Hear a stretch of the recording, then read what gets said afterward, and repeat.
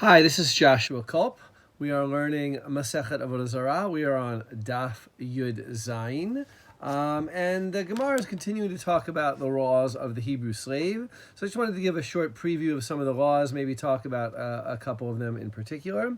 One issue, the first issue that comes up in the end really of the previous page and this page is what to do with a slave who can't or doesn't work for his entire 6-year term of servitude. So there are two cases of this. One is a slave who is sick and therefore can't work, and one is a slave who runs away.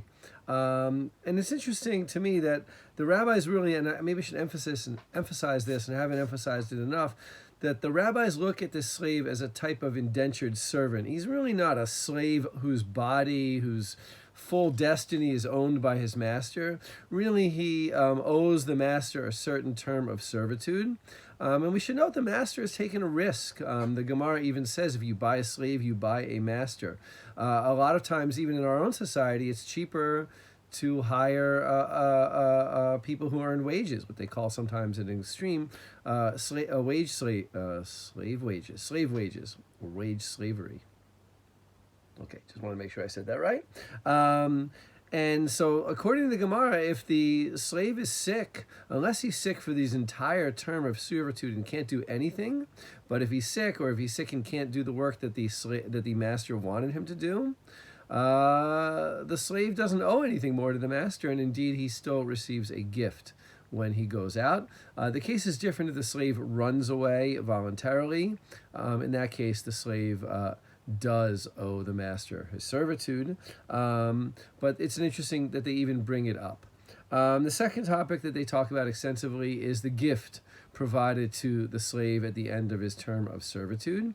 This comes from the laws of Deuteronomy, and I think it's just interesting to reflect on how radically aware the Torah was that somebody who has not been able to accumulate any savings for himself is really in dire need, and you just can't just send them out with nothing and just begin life again anew after 6 years with nothing. I think about the comparison with people who are coming out of prison.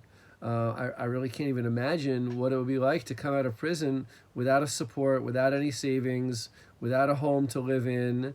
I assume and I hope, and I'm not an expert in this, that governments help this person get back on their feet, but you can imagine what a precarious situation such a person is in, and the person coming out of slavery is a little bit in that same situation. He has not been able to save up his money over the course of the past 6 years, and he's probably coming out with barely anything.